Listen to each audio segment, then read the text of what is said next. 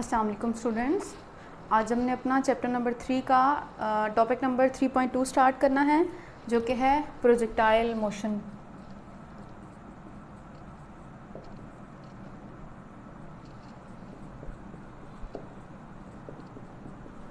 ठीक है, projectile motion जो है वो पेपर पॉइंट ऑफ व्यू से काफ़ी इंपॉर्टेंट लॉन्ग क्वेश्चन है। अगर आप अपना चैप्टर नंबर 3 देखेंगे ना, तो इसमें 4 ही टॉपिक्स हैं और उन 4 में से जो 3 टॉपिक्स हैं, यानी कि 3.1, 3.2 और 3.4, ये लॉन्ग क्वेश्चन में आने के लिए काफ़ी इंपॉर्टेंट टॉपिक्स हैं। ठीक है, सो प्रोजेक्टाइल मोशन जो है वो अगर हम इसको डिफ़ाइन करें, ये होता क्या है, तो सबसे पहले तो आपको पता होना चाहिए,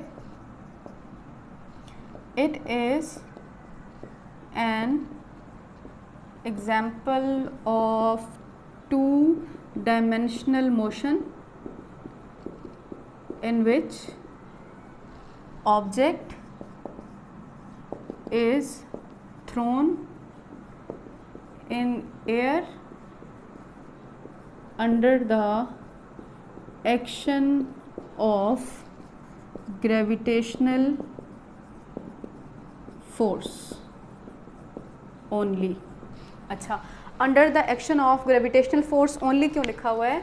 कि ये तो वो डेफिनेशन है ना जो आपकी बुक में लिखी हुई है।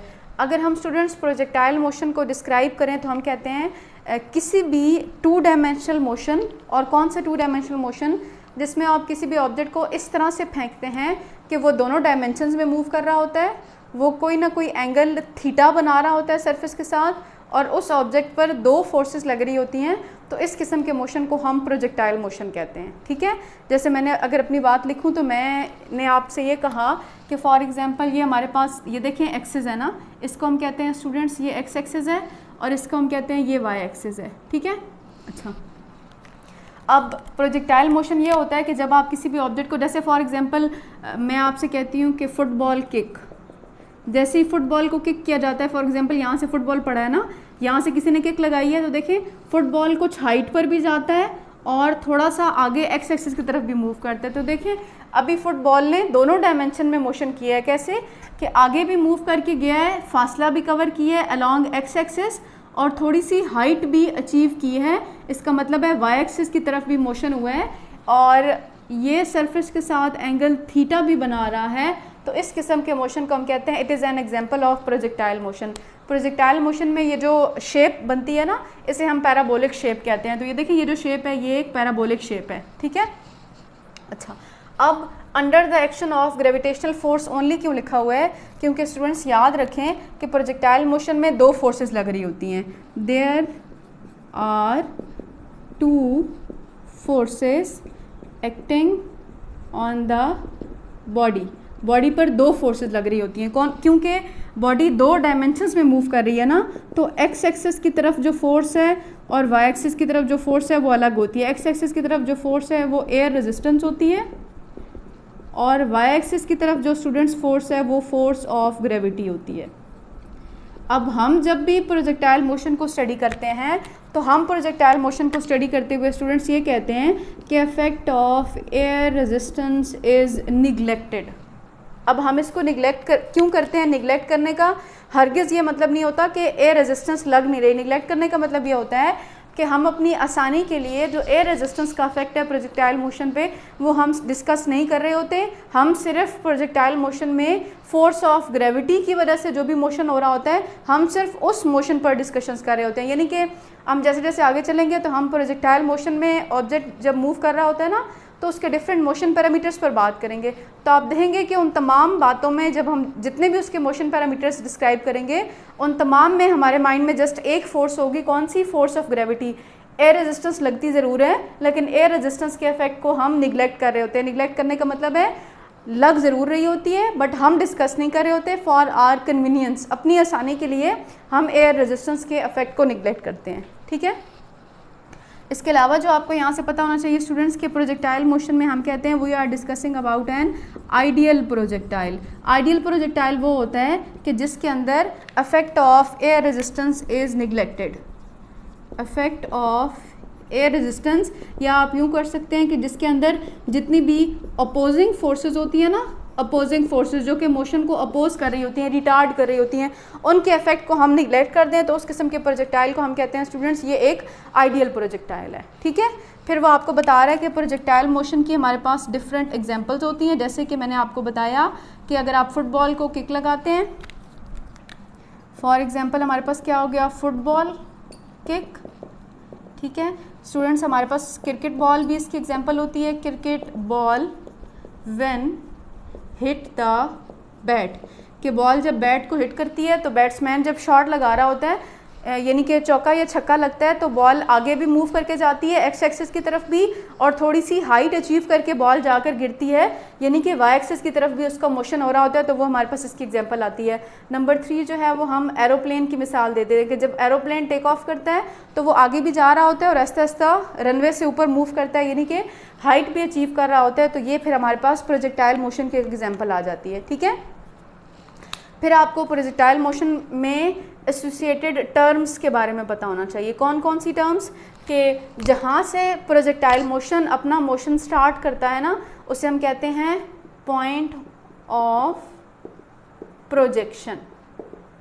ठीक है, यानी कि जो भी स्टार्टिंग पॉइंट होता है जहाँ से मोशन स्टार्ट होता है स्टूडेंट्स उसे हम कहते हैं पॉइंट ऑफ प्रोजेक्शन। जहाँ पर जाकर ये रुक रहा होता है, ये गिर रहा होता है, इसे हम कहते हैं पॉइंट ऑफ इम्पैक्ट। यानी कि आप ये कह सकते हैं कि ये जो एंडिंग पॉइंट है ये पॉइंट ऑफ इम्पैक्ट होता है।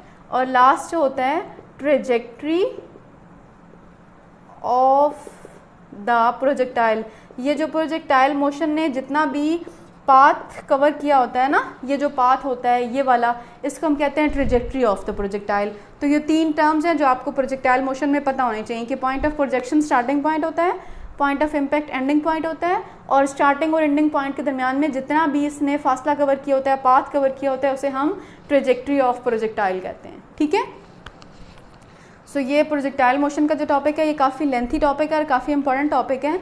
तो बेसिक इसके इंट्रोडक्शन में आपने ये बातें याद रखनी है कि प्रोजेक्टाइल मोशन एक 2 डायमेंशनल मोशन की एग्जांपल है जिसमें हम ऑब्जेक्ट को एयर में थ्रो करवाते हैं और वो फोर्स ऑफ ग्रेविटी की वजह से मूव कर रहा होता है, सिर्फ फोर्स ऑफ ग्रेविटी की वजह से मूव कर रहा होता है। Such a type of 2 dimensional motion is called projectile motion. ठीक है, और याद रखिएगा कि प्रोजेक्टाइल मोशन में ऑब्जेक्ट जो होता है वो किसी भी एंगल थीटा पर मूव कर रहा होता है। ठीक है, अगर एंगल थीटा नहीं बन रहा होगा ना, एंगल थीटा कब नहीं बनेगा कि अगर एक लाइन में या ऑब्जेक्ट एक्स एक्सिस की तरफ मूव करे या ऑब्जेक्ट वाई एक्सिस की तरफ मूव करे, फिर तो एंगल नहीं बनेगा। लेकिन ऑब्जेक्ट ने इन दोनों में मूव करना है तो फिर एंगल थीटा ज़रूर बनता होता है। ठीक है, और इस थीटा की जो वैल्यू है ना ये 90 से कम होनी चाहिए, यानी कि जब कोई भी प्रोजेक्टाइल मोशन की एग्जांपल पढ़ते हैं तो उसमें जो एंगल है वो 90 से कम होना चाहिए। फिर आप ये बात याद रखेंगे कि इसमें 2 फोर्सेस एक्ट कर रही होती हैं, एक्स एक्सिस पर एयर रेजिस्टेंस, वाई एक्सिस पर फोर्स ऑफ ग्रेविटी, लेकिन हम एयर रेजिस्टेंस के इफेक्ट को निगलेक्ट करते हैं because we are talking about an ideal projectile. Then आप इसके एग्जांपल्स याद रखेंगे और फिर हमारे पास डिफरेंट इसकी टर्म्स हैं, स्टार्टिंग पॉइंट की, एंडिंग पॉइंट की, और ये जो पाथ फॉलोड है इनके जो नाम हैं ये, और इनकी डेफिनेशंस आपने याद रख ली हैं, बुक पे इनके प्रॉपर नेम्स और डेफिनेशन लिखे हुए हैं। ठीक है, इसके बाद जो है वो हमें 2 डिफरेंट केसेस बताए गए हैं जिसमें हम प्रोजेक्टाइल मोशन को स्टडी कर रहे होते हैं। प्रोजेक्टाइल मोशन की के मोशन पैरामीटर्स क्या होते हैं, मैंने आपसे कहा था वेलोसिटी, डिस्प्लेसमेंट, एक्सेलरेशन, ये सारी मोशन पैरामीटर्स होते हैं। तो हमें वो 2 डिफरेंट केसेस बता रहा है जिसमें हमने प्रोजेक्टाइल मोशन के डिफरेंट मोशन पैरामीटर्स पर डिस्कशन कर लेनी है।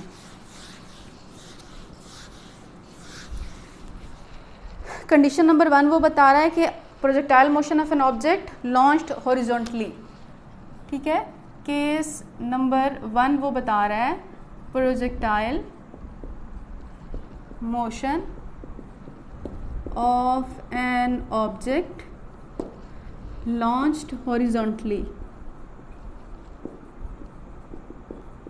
ठीक है, अच्छा, इस केस में हमने कंसिडर कर लेना है कि हमारे पास 2 बॉल्स हैं, एक ले लेते हैं हमारे पास ब्लू बॉल है और एक स्टूडेंट्स हम कहते हैं हमारे पास ब्लैक बॉल है। हमें एग्जाम्पल में बुक में कहा गया है कि ये जो दोनों बॉल्स हैं इनको आप सर्टन हाइट h से नीचे ड्रॉप करते हैं किसी भी इंस्टेंट ऑफ टाइम t पर। आप नोटिस करेंगे कि ये जो दोनों बॉल्स हैं ये ग्राउंड पर पहुंचने के लिए सेम टाइम लेंगी। ये जो ब्लू बॉल है ये डायरेक्टली ग्राउंड पर आ जाएगी और ये जो ब्लैक बॉल है इसको आपने हॉरिजॉन्टली ड्रॉप किया है और ये आकर ग्राउंड पर गिर जाएगी। तो ये जो दोनों बॉल्स हैं इनको ग्राउंड पर आने के लिए जितना टाइम रिक्वायर्ड है वो सेम टाइम है जिसको हम t से रिप्रेजेंट कर रहे हैं, ठीक है। अब हमने जब भी किसी ऑब्जेक्ट को हॉरिजॉन्टली लॉन्च करते हैं, चूँकि ये 2 डायमेंशनल मोशन की एग्जांपल है, हाइट का फैक्टर भी इन्वॉल्व हो रहा है और बॉडी आगे भी मूव करके जा रही है, तो इस केस में डिफरेंट मोशन पैरामीटर्स पर बात करनी है, ठीक है। अब मोशन पैरामीटर्स जो हमने यहाँ पर डिस्क्राइब करने हैं स्टूडेंट्स, वो एक है हमारे पास वेलोसिटी, नंबर 2 है स्टूडेंट्स एक्सेलरेशन और नंबर 3 है हमारे पास डिस्टेंस, ठीक है। इन 3 मोशन पैरामीटर्स को आपने इस केस के लिए भी डिस्कस करना है और इससे अगला जो केस होगा उसके लिए भी हमने डिस्कस करना होगा, ठीक है। अब देखिए जहाँ से हमारा ऑब्जेक्ट मूव करना स्टार्ट करता है ना, उस पॉइंट की वेलोसिटी को हम VI यानी कि इनिशियल वेलोसिटी का नाम देते हैं, और जिस पॉइंट पर हमारा ऑब्जेक्ट जाके रुकता है उसको हम VF यानी कि फाइनल वेलोसिटी का नाम देते हैं, ठीक है। अब इस केस में प्रोजेक्टाइल मोशन के केस में चाहे वेलोसिटी इनिशियल है और चाहे वेलोसिटी फाइनल है, आप याद रखेंगे कि वेलोसिटी के जो हॉरिजॉन्टल कंपोनेंट होते हैं ना, मैं यहाँ पे लिख भी देती हूँ, horizontal component of the velocity remains constant while vertical component goes on increasing, ठीक है। यानी कि वेलोसिटी के जो हॉरिजॉन्टल कंपोनेंट्स होते हैं, हॉरिजॉन्टल मतलब एक्स कंपोनेंट, इनिशियल वेलोसिटी का एक्स कंपोनेंट और फाइनल वेलोसिटी के जो एक्स कंपोनेंट्स हैं ये हमेशा सेम रहेंगे, और जो वर्टिकल कंपोनेंट्स हैं वो पॉइंट टू पॉइंट इंक्रीज करते जाएंगे, ठीक है। तो अब सबसे पहले हम बात कर लेते हैं वेलोसिटी के में इनिशियल वेलोसिटी की, ठीक है। अच्छा, अब स्टूडेंट्स अगर हमने इनिशियल वेलोसिटी के एक्स कंपोनेंट की बात करनी है तो जहाँ से ऑब्जेक्ट मूव करना स्टार्ट करेगा उस वक्त की वेलोसिटी को हम VI कहते हैं, यानी कि इनिशियल वेलोसिटी का एक्स कंपोनेंट VI हो गया, ठीक हो गया। अब इनिशियल वेलोसिटी का y कंपोनेंट तो देखें तो यहाँ पर तो y कंपोनेंट इन्वॉल्व ही नहीं है, जस्ट एक x कंपोनेंट इन्वॉल्व हो रहा है, ऑब्जेक्ट जस्ट आगे की तरफ मूव करके जा रहे हैं ना, ये इस पॉइंट पे ऑब्जेक्ट आगे की तरफ मूव करके जा रहा है, इसका मतलब है VI तो हो जाएगा 0। अगर हम फाइनल वेलोसिटी की बात करते हैं तो स्टूडेंट्स फाइनल वेलोसिटी के लिए VFX जो है वो VIX के इक्वल हो जाएगा, यानी कि VI।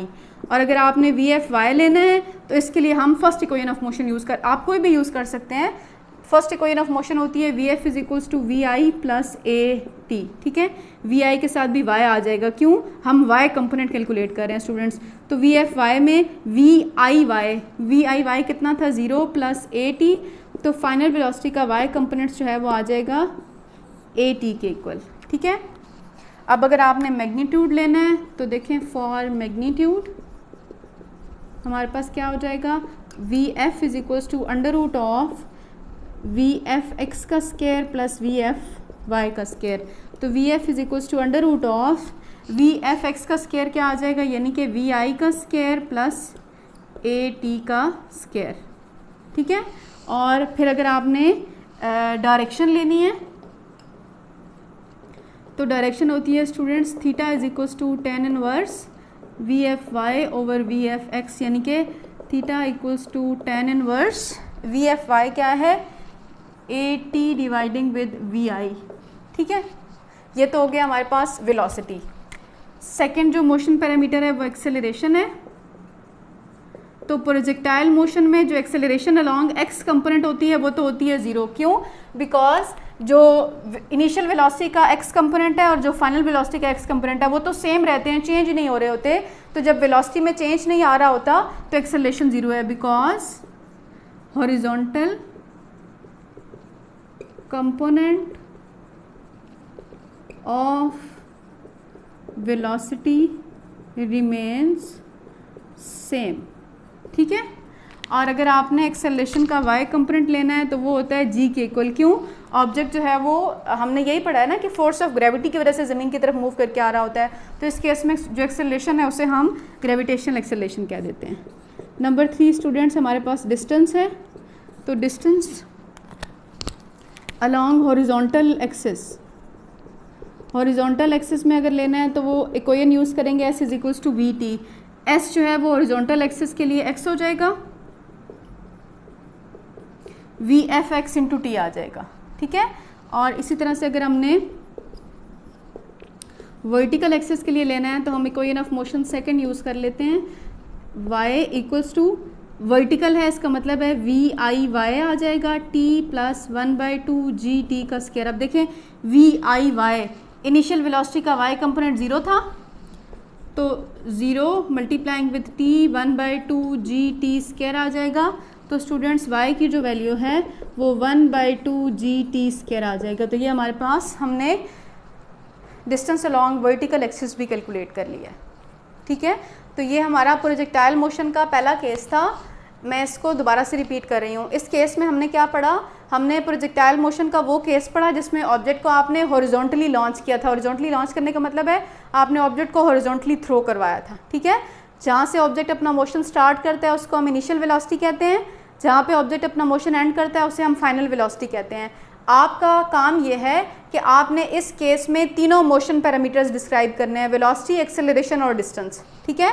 याद रखेंगे कि प्रोजेक्टाइल मोशन के केस में जो हॉरिजॉन्टल कंपोनेंट वेलोसिटी का होता है वो हमेशा कांस्टेंट रहता है। कोई भी प्रोजेक्टाइल मोशन की डायग्राम आपके पास आ जाए, कोई भी प्रोजेक्टाइल मोशन का केस आ जाए, आपने याद रखना है कि horizontal component of the velocity does not changes, while जो वर्टिकल कंपोनेंट है वो चेंज करता है, ठीक है।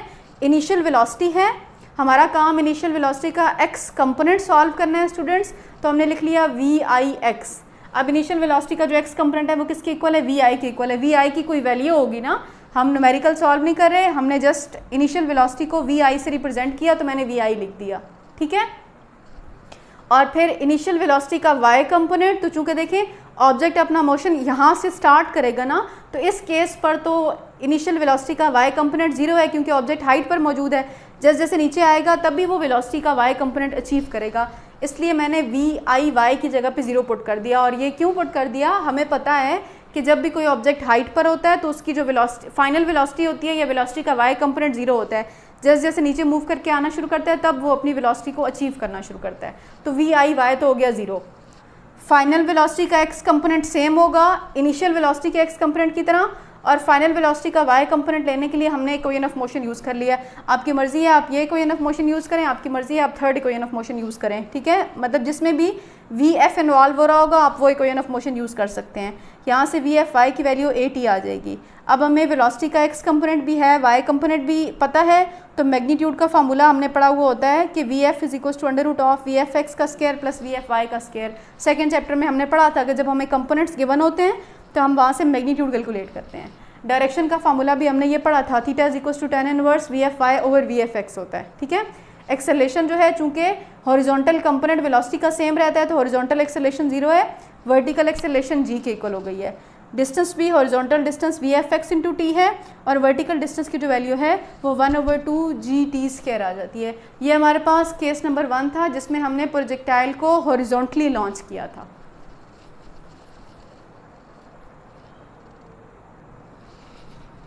जी, तो जो नेक्स्ट केस हमारे पास है वो है projectile motion of an object launched at some angle with horizontal.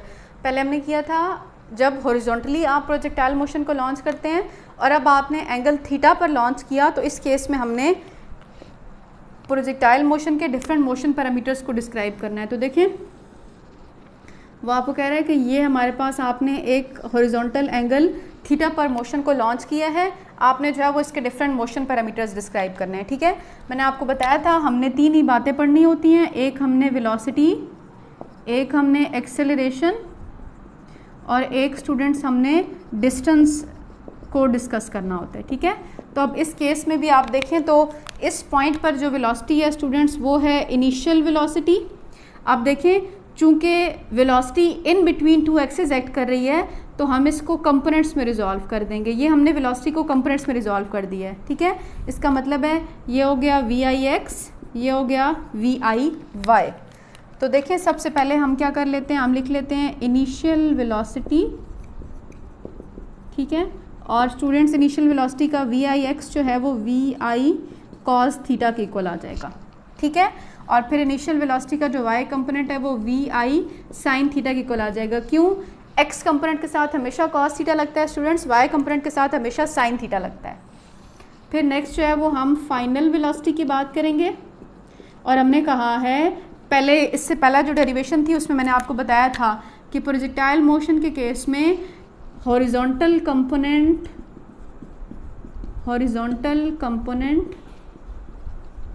Of velocity remain same और जो वर्टिकल कंपोनेंट है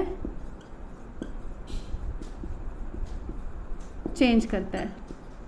ठीक है, इसका मतलब है आप लिखेंगे फाइनल वेलोसिटी का जो x कंपोनेंट है वो इनिशियल वेलोसिटी के x कंपोनेंट यानी कि वी आई कॉस थीटा के इक्वल हो जाएगा। ठीक है, और फाइनल वेलोसिटी का जो y कंपोनेंट है वो इक्वेशन ऑफ मोशन यूज़ करेंगे, V F is equals to V I Y plus A T होता है। वी आई वाई जो है वो किस चीज़ के इक्वल है, वी आई साइन थीटा के इक्वल है, प्लस जी की वैल्यू माइनस जी टी आ जाएगा। तो हमारे पास वी एफ वाई में V I sine theta minus G T आ जाएगा। अब आप लोग सोच रहे होंगे कि जी के साथ मैंने माइनस क्यों लगाया है। तो देखें, जब आप मोशन को स्टार्ट करते हैं तो हमारा ऑब्जेक्ट ऊपर की तरफ मूव करके जाता है ना, तो हमने पढ़ा हुआ होता है कि ग्रेविटेशनल एक्सेलरेशन की वैल्यू जब ऑब्जेक्ट ऊपर की तरफ जाता है तब नेगेटिव लेते हैं, और जब object towards the centre of earth move करके आता है तो पॉजिटिव लेते हैं। तो याद रखेंगे प्रोजेक्टाइल मोशन के केसेस में हमने जो एक्सेलरेशन की वैल्यू लेनी है वो माइनस जी लेनी है। ठीक है, फिर हमने मैग्नीट्यूड लेना है वेलोसिटी का। तो स्टूडेंट्स मैग्नीट्यूड वेलोसिटी का क्या हो जाएगा, V F is equals to under root of V F X का square plus V F Y का स्क्वायर। ठीक है, और इसी तरह से अगर आपने डायरेक्शन लेनी है तो स्टूडेंट्स डायरेक्शन होती है theta is equals to tan inverse V F Y dividing with V F X. Next जो हमने डिस्कस करना है मोशन पैरामीटर वो है एक्सेलरेशन। एक्सेलरेशन यहाँ पर भी हॉरिजॉन्टल कंपोनेंट चेंज नहीं हो रहा तो ए एक्स ज़ीरो हो जाएगा, और वर्टिकल कंपोनेंट में एक्सेलरेशन की वैल्यू माइनस जी आ जाएगी। माइनस क्यों, बिकॉज ऑब्जेक्ट जो है वो ऊपर की तरफ मूव कर रहा है, against the force of gravity initially move कर रहा है। देन हमारे पास आ जाएगा डिस्टेंस। डिस्टेंस में हमने हॉरिजॉन्टल डिस्टेंस लेना है। ठीक है, हॉरिजॉन्टल डिस्टेंस के लिए इक्वेशन होती है S is equals to V T. ठीक है, इसका मतलब है वी एक्स टी आ जाएगा, वी एफ एक्स टी आ जाएगा। तो एस की जगह पे हम लिख लेते हैं X, V I cos theta into T आ जाएगा। ठीक है, और इसी तरह से जब हम वर्टिकल डिस्टेंस लेंगे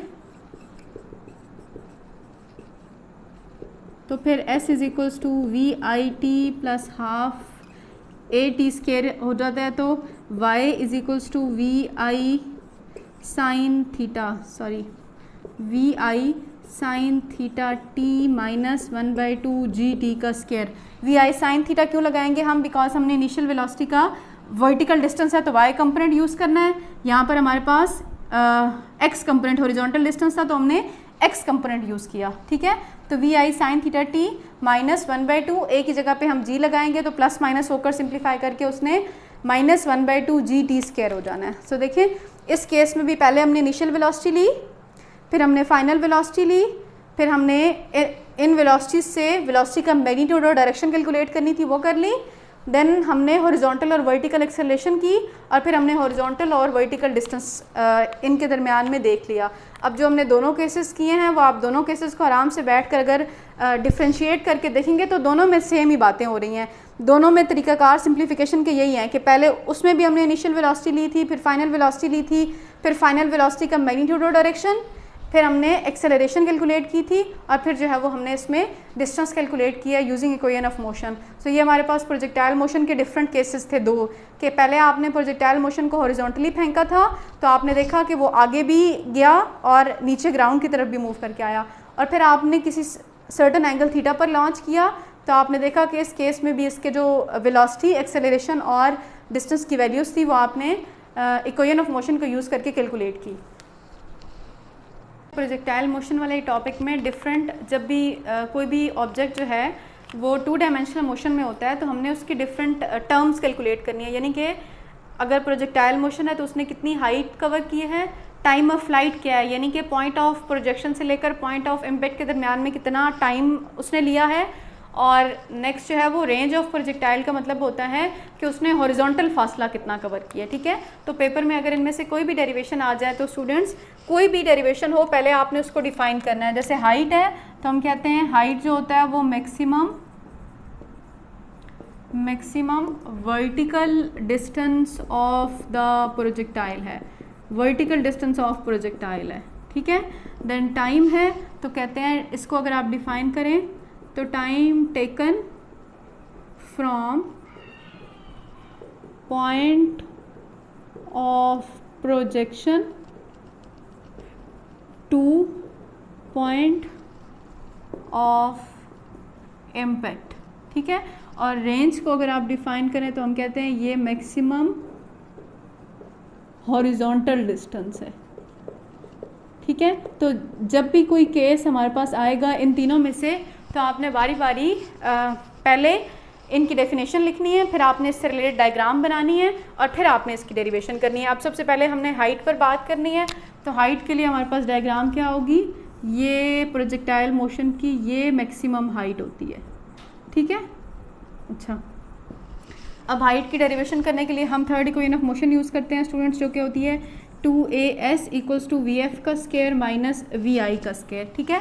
अब हाइट है तो हमारे पास VF के साथ भी VFY आ जाएगा और यहाँ पे भी VIY आ जाएगा। क्यों? बिकॉज मैक्सिमम वर्टिकल डिस्टेंस है ना, तो vertical distance along y axis होता है, ठीक है। अब बारी बारी वैल्यूज पुट करेंगे तो a जो है वो माइनस जी की इक्वल हो जाएगा, बिकॉज एक्सेलरेशन जो यहाँ पर y एक्सेस के अलॉन्ग है वो ग्रेविटेशनल एक्सेलरेशन है, ठीक है।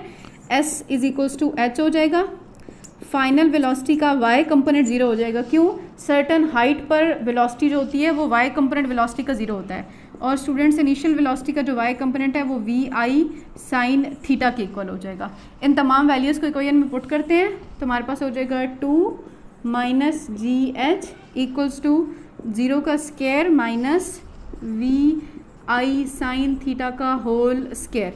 तो स्टूडेंट्स ये बन जाएगा minus 2GH is equals to minus VI sine theta का होल स्क्वायर। ये आपस में कैंसिल कर दें तो height is equals to VI square sine square theta divided by 2G। ये हमारे पास हाइट ऑफ प्रोजेक्टाइल का फॉर्मूला आ जाएगा, ठीक है। नेक्स्ट जो है वो टाइम है, तो टाइम के लिए आप क्या करेंगे कि स्टार्टिंग पॉइंट से लेकर एंडिंग पॉइंट तक ये जो टाइम टेकन होगा इसको हम टाइम ऑफ प्रोजेक्टाइल कह देंगे, ठीक है। इक्वेशन ऑफ मोशन हम यूज़ करेंगे s is equals to VIT plus half AT square हो जाता है, ठीक है। पर इन सब की वैल्यूज़ पुट कर लेंगे तो देखें यहाँ पर हम टाइम ऑफ फ्लाइट की बात करें, इसका मतलब है s तो हो जाएगा 0। इनिशियल वेलोसिटी के y कंपोनेंट की बात करें तो वो होता है VI sine theta, small t capital T की इक्वल हो जाएगा बिकॉज हम टाइम ऑफ फ्लाइट कैलकुलेट कर रहे हैं, a equals to minus G हो जाएगा, ठीक है। वैल्यूज़ पुट करें, 0 is equals to VI sine theta t plus 1/2 minus GT का स्क्वायर। तो इक्वेशन बन जाएगी VI sine theta t minus 1/2 GT square. अब ये इस तरफ माइनस हो रहा है, इस तरफ प्लस हो जाएगा, तो 1/2 GT का square equals to VI sine of theta t। ये एक t इसके साथ कैंसिल हो जाएगा, देन हमारे पास t की वैल्यू आ जाएगी 2 VI sine theta dividing bye g। Time of flight अगर आपने लेना है तो उसके लिए हमारे पास हम ये इक्वेशन यूज़ करेंगे। नेक्स्ट हमने रेंज ऑफ प्रोजेक्टाइल कैलकुलेट करनी है, और रेंज ऑफ प्रोजेक्टाइल के लिए हम जो इक्वेशन यूज़ करते हैं मैथमेटिकल वैल्यू में s is equals to VT use करते हैं, ठीक है। अब रेंज जो है वो मैक्सिमम हॉरिजॉन्टल डिस्टेंस है तो v के साथ हम x लगा देंगे, ठीक है। s की जगह पे रेंज लिख लेंगे बिकॉज जो डिस्टेंस है वो हॉरिजॉन्टल डिस्टेंस को हम r से रिप्रेजेंट करते हैं। Vx है तो हमारे पास VI cos थीटा आ जाएगा बिकॉज Vx है, x हॉरिजॉन्टल कंपोनेंट है तो cos थीटा, और v के साथ हम VI लगा देंगे, ठीक है। और नेक्स्ट टाइम की वैल्यू हमने लेनी है, तो टाइम की वैल्यू हमने 2 VI sine theta by g पहले से लिखी हुई है। अब इन सारी वैल्यूज़ को आप सिंप्लीफाई कर लें तो VI square cos theta 2 sine theta by g आ जाएगा। अब आप लोगों को याद हो तो हमने सिंगल एंगल आइडेंटिटी यूज़ की होती है कि 2 साइन थीटा कॉस थीटा जो है वो साइन 2 थीटा के इक्वल होता है। अब आप लोगों में से जो लोग भी इंजीनियरिंग पढ़ रहे हैं वो हम लोग मैथ्स में ट्रिग्नोमेट्री में ये सिंगल एंगल, डबल एंगल और ट्रिपल एंगल आइडेंटिटीज़ पढ़ते हैं, वहाँ पर आप लोग ये आइडेंटिटी अभी मैथ्स में डिराइव भी करेंगे और डिस्कस भी करेंगे। तो इक्वेशन हमारी बन जाएगी VI square sine 2 theta dividing with G. तो ये हमारे पास रेंज ऑफ प्रोजेक्टाइल का मैथमेटिकल फार्मूला आ जाता है। अब अगर आप न्यूमेरिकल सॉल्व करेंगे तो आपको इनिशियल वेलोसिटी और थीटा गिवन हो तो फिर आप हाइट, टाइम और रेंज ऑफ प्रोजेक्टाइल में न्यूमेरिक वैल्यूज़ कैलकुलेट करके जो भी आपको गिवन होंगी आप ये वैल्यूज़ पुट करेंगे और अपना आंसर कैलकुलेट कर सकते हैं। नेक्स्ट जो हमारा रेंज वाला टॉपिक है ना, उसी में हमने दो बातें और पढ़नी है कि रेंज जो है वो कौन कौन से एंगल्स पर मैक्सिमम होती है। तो हम लिख लेते हैं कि जी अगर आपने मैक्सिमम रेंज कैलकुलेट करनी है तो रेंज मैक्सिमम तब होती है if sine 2 theta is equals to 1। ठीक है, अब यहाँ से अगर आप थीटा की वैल्यू लेना चाहते हैं स्टूडेंट्स तो वो हो जाएगी 2 theta equals to sine inverse 1 आ जाएगा हमारे पास। साइन इनवर्स 1 90 डिग्री के इक्वल होता है, इसका मतलब है theta is equals to 90/2, theta equals to 45 degree. यानी कि अगर आपने मैक्सिमम रेंज लेनी है तो मैक्सिमम रेंज कौन से एंगल पर आएगी, अगर आप थीटा 45 पुट करेंगे तो आपको रेंज की मैक्सिमम वैल्यू मिलेगी। ठीक है, फिर रेंज वाले टॉपिक में हमें वो कहता है कि कुछ एंगल ऐसे होते हैं जिन पर आपको रेंज की सेम वैल्यूज़ मिलती है। तो हम कहते हैं all those angles whose sum is equal to 90 degree will give us same range. और आपकी बुक में इसके लिए उसने कॉम्प्लीमेंट्री एंगल्स का नाम इस्तेमाल किया कि ये जो कॉम्प्लीमेंट्री एंगल्स होते हैं ना, कॉम्प्लीमेंट्री एंगल्स ये जो है वो हमें रेंज की सेम वैल्यू देते हैं। ठीक है, और कॉम्प्लीमेंट्री एंगल्स वो एंगल्स होते हैं जिनका सम हमें, दो एंगल्स को अगर आप एड अप करें और उनका सम हमें 90 डिग्री के इक्वल मिले तो हम उसे कॉम्प्लीमेंट्री एंगल्स कहते हैं। जैसे देखिए अगर हम 75 + 15 करें तो ये 90 डिग्री होता है ना, इसका मतलब है इन दोनों एंगल्स पर अगर आप रेंज की वैल्यू अलग अलग से सॉल्व करेंगे ना तो उसका आंसर आपको सेम मिलना चाहिए। सेम कैसे मिलना चाहिए कि देखें सबसे पहले ना हम रेंज 75 पे कैलकुलेट कर लेते हैं तो होता है VI² sine 2 theta dividing by G. तो देखें हमारे पास क्या आएगा, VI² sine of 2 75 dividing by G. तो रेंज 75 डिग्री पे मुझे क्या मिलेगी, VI² by G sine of 2 को हम मल्टीप्लाई करके चेक कर लेते हैं 75 के साथ, तो हमें आंसर मिलता है 150। ठीक है, अब मैं इसको सॉल्व करके आपको बताती हूँ कि रेंज 75 डिग्री पे मिल जाएगी VI² बाय जी और साइन ऑफ 150 डिग्री।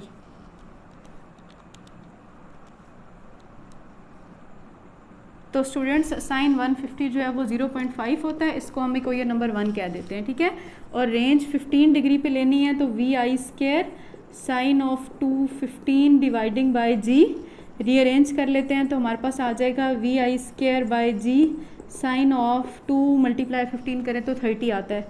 तो रेंज 15 डिग्री पे हमें क्या मिलेगी, VI² by G sine of 30 degree. ठीक है, और साइन ऑफ 30 डिग्री भी होता है 0.5, इसको हम इक्वेशन नंबर 2 कह देते हैं। तो देखें आप इक्वेशन नंबर 1 को देखें या 2 को देखें, हैंस 1 and 2 आर सेम। ठीक है, आप इक्वेशन नंबर 1 को देखें या 2 को देखें तो आपको इन दोनों वैल्यूज़ के ऊपर रेंज जो है वो सेम मिल रही है।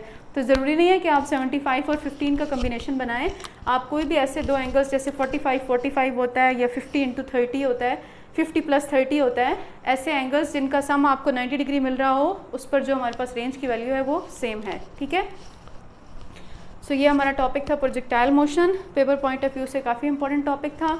अगर मैं आपको रिकॉल करवा दूं तो हमने पढ़ा था कि प्रोजेक्टाइल मोशन एक 2 डायमेंशनल मोशन होता है जिसमें ऑब्जेक्ट के ऊपर दो फोर्सेस लग रही होती हैं, लेकिन हम अपनी आसानी के लिए सिर्फ फोर्स ऑफ ग्रेविटी को डिस्कस कर रहे होते हैं। फिर हमने एग्जांपल पढ़ी थी डिफरेंट, फिर हमने कहा था कि प्रोजेक्टाइल मोशन के केस में जो horizontal component of the velocity होता है वो हमेशा सेम होता है, vertical component of the velocity point two point change हो रहा होता है। ठीक है, फिर स्टूडेंट्स आपने दो केसेस पढ़े थे कि प्रोजेक्टाइल मोशन को अगर हम सिर्फ हॉरिजॉन्टली लॉन्च करें या प्रोजेक्टाइल मोशन में आप उसको किसी भी सम एंगल थीटा पर लॉन्च करें तो फिर आपने उसके मोशन पैरामीटर्स पढ़ने थे। मोशन पैरामीटर्स मतलब आपने उसकी इनिशियल और फाइनल वेलोसिटीज़, फिर आपने उसकी एक्सेलरेशन और फिर आपने उसका डिस्टेंस कैलकुलेट किया था। फिर जो है वो हमारे पास प्रोजेक्टाइल मोशन में 3 टर्म्स थी, उन 3 टर्म्स में हमने बात की थी कि अगर कोई भी ऑब्जेक्ट प्रोजेक्टाइल मोशन है या प्रोजेक्टाइल की तरह 2 डायमेंशन में मूव कर रहा है तो फिर उसकी हाइट क्या है, रेंज क्या है और टाइम ऑफ फ्लाइट उसका क्या होगा।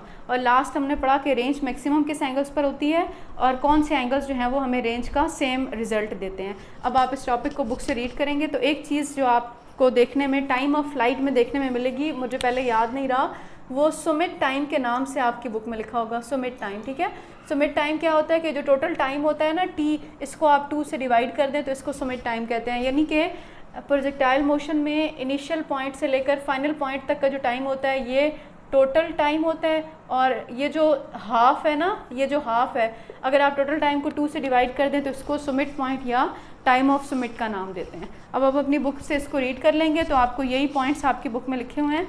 फिर भी अगर आपको कोई क्वेश्चन या कन्फ्यूजन हो तो फिर आप मुझसे पूछ सकते हैं।